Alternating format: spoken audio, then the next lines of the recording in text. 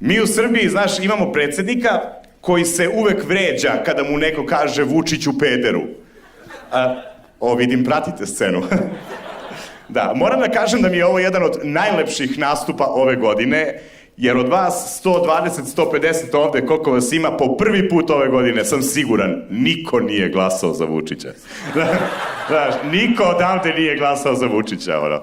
I to kažem, znaš, da se on ljuti kad mu kažu Vučiću pederu, zato što se uvek nakon ovog verske i nacionalne zajednice doda i to nema ljutnje ako neko se prepozna zbog šala na račun seksualnog opredeljenja. Tako da, sve je okej. Ako nešto budem rekao za tebe i tvog dečka, brate, sve je super, sve je super.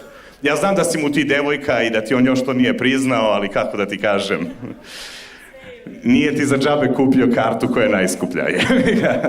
Jeste bili sinoć? Da li je bio neko ko je bio sinoć?